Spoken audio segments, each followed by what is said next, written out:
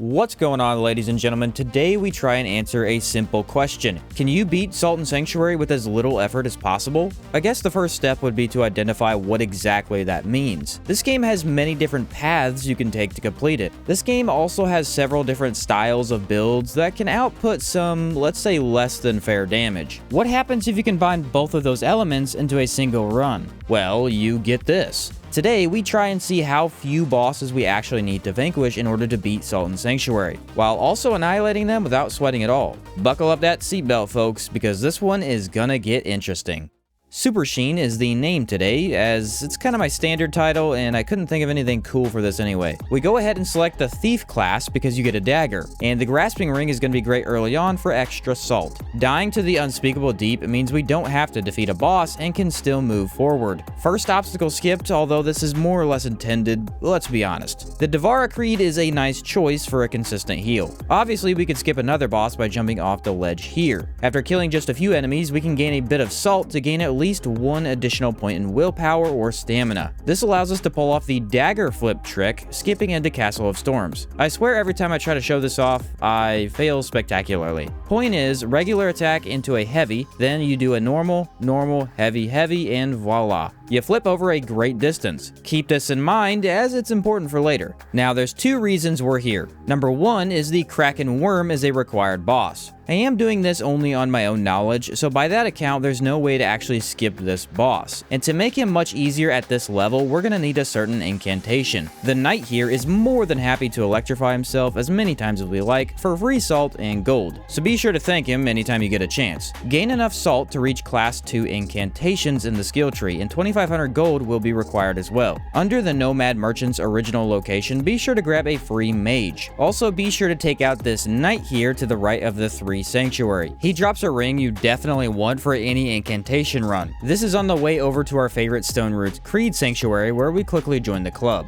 Place down the mage who sells poison gas. This incantation will make the Kraken Worm very easy to handle, as it basically goes through resistances and whittles him down as he flies. Just avoid the mistake I made and be sure to grab at least one mana potion before attempting this. Could potentially save you about 9 deaths and probably a half an hour of wasted time. You could also use the dagger to speed this process up as well. I was just trying to make a point. Poison gas is truly insane, I love it to death. With this boss defeated, we can now access the Wall Jump brand. In Classic Edition, this is technically possible to reach without the worm's defeat. In that version, there's a method called long jumping where you dodge and jump at the same time to clear a massive distance. In Enhanced Edition, which I play in exclusively almost, this long jump method has been rightfully patched out. It kind of lets you avoid playing the entire game. So with that being removed, skipping bosses gets a lot harder. Unfortunately, this bites me in the butt again as I soon realize there's no way to get out of Castle of Storms without the Vertigo brand. Dang it, kinda was hoping the dagger flip would clear this, but it doesn't. This means we need to teleport back to the Stone Roots Creed location and head down. The Kraken Cyclops is no match for the Poison Mist. Cast it a few times to build up stronger poison and watch him melt away. This means the Kraken Worm and Kraken Cyclops are the only two early game bosses required. The first granting wall jumping, and the second letting us use the green key to access the Jester. He has our Vertigo brand, finally letting us pull a lever and escape past Castle of Storms. Counting the deep from before, that's 5 bosses we've completely nullified, which is kinda cool. As we make our way down into the Red Halls, stop at this Vertigo pillar here, then come back around to pick up Lightning Storm. Salt from the previous bosses is more than enough to grab class 3 incantations to use it, and congratulations, you have officially acquired 90% of the build. I assume most of you know watching this, but if you don't, this incantation is like the most broken thing in the entire game. All you need to do is max out your magic stats for the rest of the run and watch everything fade away before you.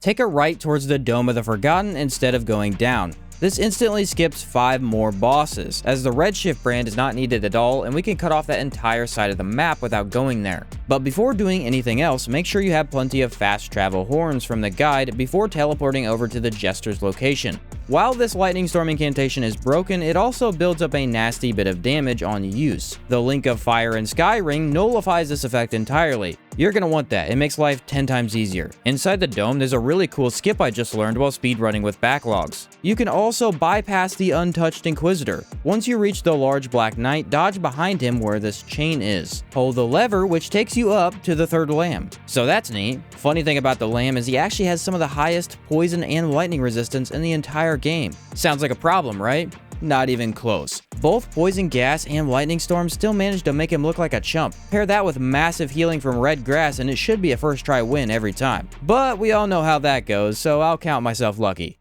With Third Lamb being our third boss down, we now collect the Hardlight brand. This is required because without it you can't get past the dome and over to the Ziggurat. But here's the dilemma. We need to take out Bloodless Prince to go further down. Or we could skip him, but that requires taking out Dry King for the Dart brand. That's what I thought at least. We are going to stop inside this desolate tomb picking up the almighty Stagger Charm. For whatever reason, this is in fact supposed to affect Lightning Storm if you have it equipped on your weapon. Why? I don't really know. And also it's kind of hard to test it since it staggers so well already. But hey, if bosses can't move, they can't fight. So I'll be taking this, thank you very much. Instead of fighting the boss here, let's just head down to Pitchwoods and see if we can't pull off some fancy shenanigans. This is all the way over the entire Ziggurat at the Beach Sanctuary. Head down the ladder there, and darn it, these distances are way too long to jump over.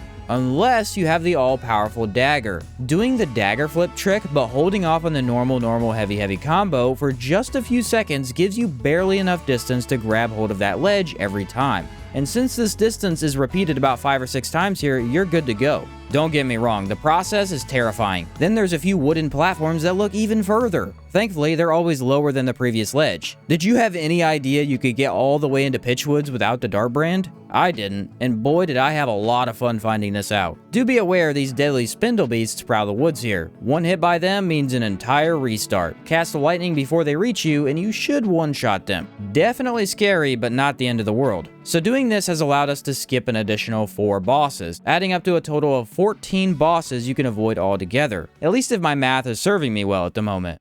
This brings us to the final phase of the game. Sultan Sanctuary's endgame is unavoidable. There's only one optional boss after this point, with the all-powerful witch blocking our path. The problem that immediately sprang up is the game assumes at this point that you have acquired the Dart brand. We know this because it's a prime mechanic used in this specific boss fight to avoid her dark ways of magic. Without it, you will be unable to dodge if you get out of position. She's all about the RNG of her attacks, and today of all days, she was particularly grumpy. Lightning Storm and Poison Gas absolutely trash her, but it's a DPS race and so far, we're losing. Eventually, I had that final run where things just worked out. Stagger kept her most dangerous moves at bay, and then the unholy range of this incantation is truly wondrous. Who made this thing? Like seriously, because I think we could be really good friends, honestly. Another fancy trick I learned from Backlogs is you can skip the entire next area. Sadly, not the boss, but by dropping down for some fall damage at the first windpipes here, you could walk right over to the Unskinned. Nice way to not get lost in this forsaken dystopia. I was way overcautious here as the lightning knocks back both bosses so they get stun locked. Spam the button and they never get to do a thing. Well, the mage isn't exactly weak to elements or anything, but she's a sitting duck if I ever saw one. Next up, we have Skarj, who is absolutely unavoidable. He literally blocks the only path to the final area, and for some reason, he was really giving me the business today. Lightning is the main thing he's resistant to, so that doesn't help. Oh, and another cool thing I learned recently. When he summons this magic homing ball, just jump. You phase right through it and get a free attack in yourself. Hold yourself over his breath with incantation casting as well, and now your only threat is your own power. Yes, the stagger from Lightning Storm is so strong, it will completely freak out the dragon's AI, causing him to lose his mind, which made dodging him far more unpredictable. But with that obstacle cleaned up, we can head down to face the Nameless God at level 50, with only 9 willpower, maxing at 46 magic. Told you we didn't need much for this one. And what do you know? Poison whittles him down quickly, while lightning easily connects for a stagger every time. If you think we're more or less playing like a coward, you would absolutely be correct. We only fought 7 of I think 21 bosses in Sultan Sanctuary. And of those bosses, we used long-range broken magic to win. Why did I do this? That part is unclear. But hey, at least now you know how unique this game really can be. Take your time upgrading creeds, leveling into different weapons, or gaining access to all the different monsters. Then again, you could just avoid all that and indulge a little cheese into your life. Well, there you have Sultan Sanctuary beaten with as little effort as possible. Or if you really think about the effort it took to bypass bosses, maybe this was the most effort possible. It's all about perspective, I guess. Daggers are overpowered for movement, Poison Gas is overpowered for nullifying resistances. Lightning Storm is OP for raw power and range, with the Stagger Charm being OP for, well, stagger. Also, you don't really need to go out of your way to pick any of this up, which is the crazy part. Hopefully you enjoyed this video, and if you managed to find a way to skip even more bosses, let me know. This was the best I could come up with, but hey, wouldn't be the first time I learned something from the comment section. Anyways, thanks for watching everybody, and I'll catch you next time.